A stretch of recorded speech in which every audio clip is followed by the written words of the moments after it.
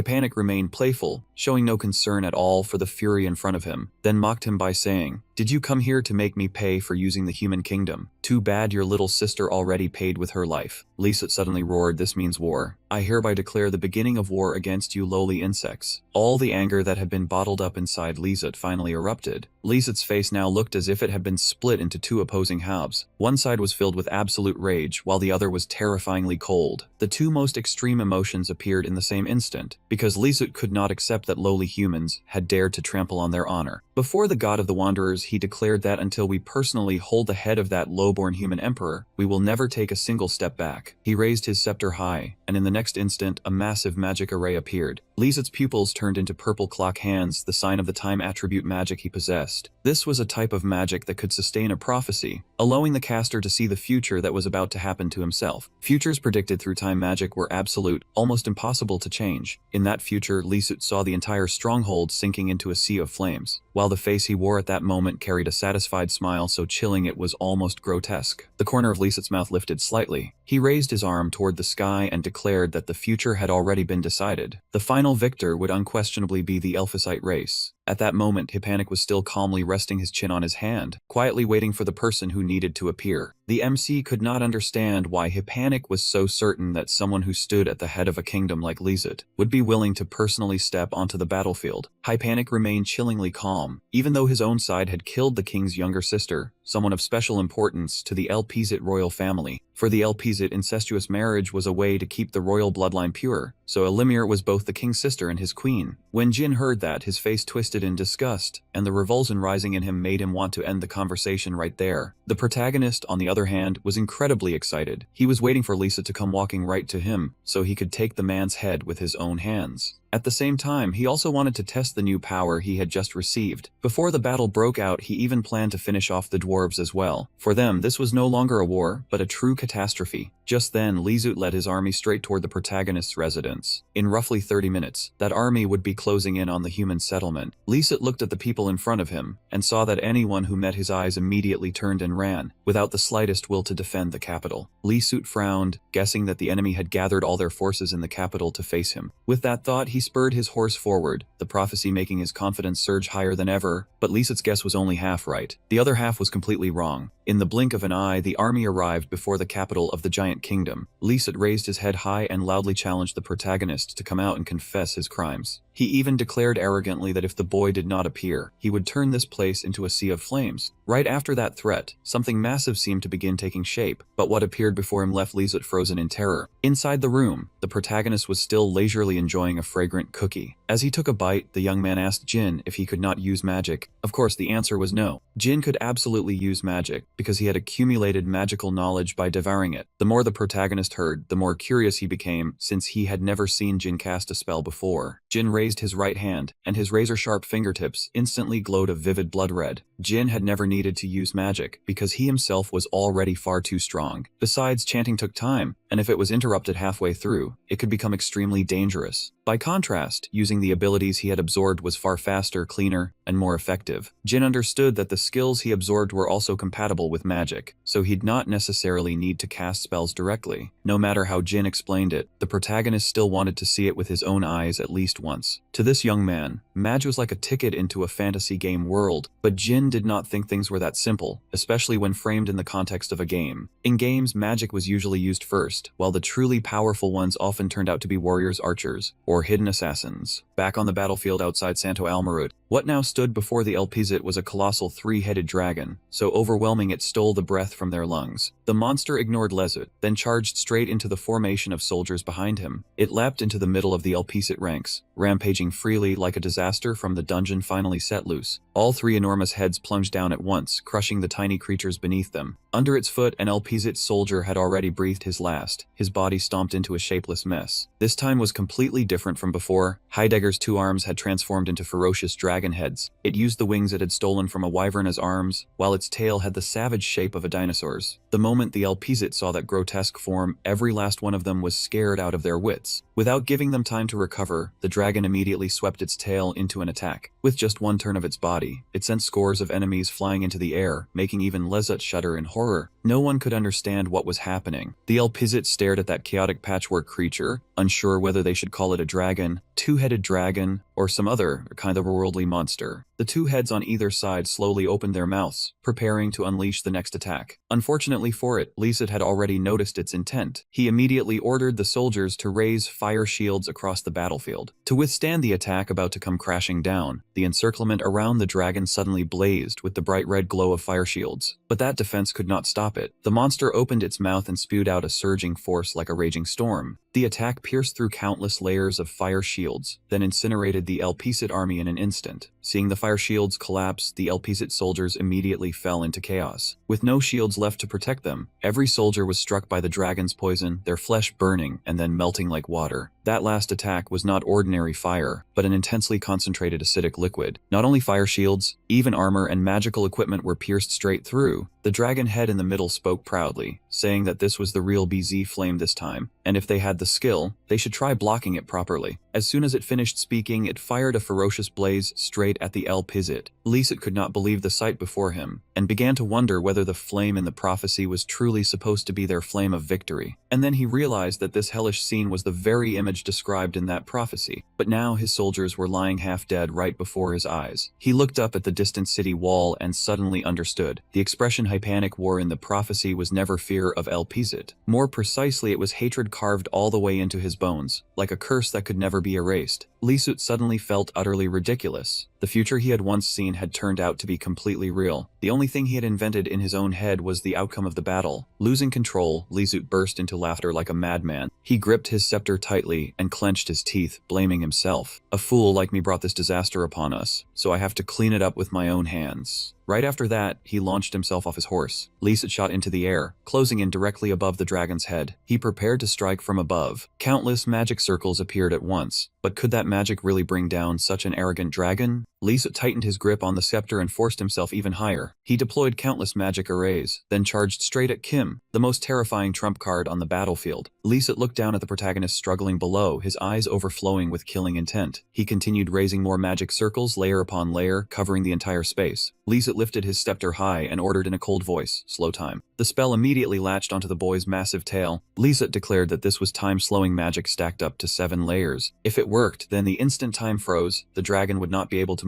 move even a little. But before he could even finish speaking, the tail slammed straight into Lyset. He was crushed into the ground, blood spilling from his mouth, his breathing ragged and broken. Lyset trembled and whispered, "How is that possible?" That skill. The boy pretended his eyes were misting over, put on a regretful act, and said, "What a shame. Your skill still couldn't surpass mine." Up on the city wall, a soldier shouted excitedly to Hypanic, "Your Majesty, look! We won! This is incredible. As long as we have this young man, we can absolutely rule this entire world." Hypanic immediately replied, "We cannot. He does not obey me at all. He only does everything because of the contract, and if one day he is no longer bound by that contract..." Hypanic's face turned deathly pale as he remembered the nightmare from the prophecy. The 3-headed dragon would crush the kingdom. He continued, "When that time comes, that monster's claws will be pointed straight at us." Just then, a terrifying explosion rang out, and a sea of flames instantly swallowed the battlefield below. Meanwhile, the elf prince Dudan was sitting quietly in his room. This prince's life had practically been pieced together from failures. All his life, he had been compared to his 2 more talented younger brothers, yet at this moment, Dudan was still calmly enjoying his tea. The greatest achievement of his life was destroying Heidegger, a 3-headed serpent that had once spread terror everywhere. But compared to his younger brother's feat of capturing a dragon, that was almost not even worth mentioning. As for Prince Lyset, he had even taken down a colossal dragon. Even so, destroying Heidegger was still considered one of his rare accomplishments. In the end, Dudan learned to accept reality and quietly sipped his tea. His current position was appointed policy advisor. As the title suggested, it was a role meant to offer policy advice to the kingdom, but Dudan simply set his teacup down on the table. He opened the door and stepped outside. Everyone knew that a younger brother like Lyset, who could see the future, had no need for a policy advisor. That position was nothing more than an empty title. Dudan walked into the courtyard and murmured, "It is so quiet today." He clenched his hand and thought to himself that letting go of his obsession with the royal family had made his heart much lighter. Perhaps this was what people called wanting nothing and seeking nothing. A life like this was not so bad. Suddenly, the panicked voices of soldiers rang out, "Lord Dudan." They rushed over and dropped to their knees in front of him. Dudan frowned and asked the soldiers what exactly had happened. One of them reported in a trembling voice, "His Highness Lyset has fallen in battle against the humans."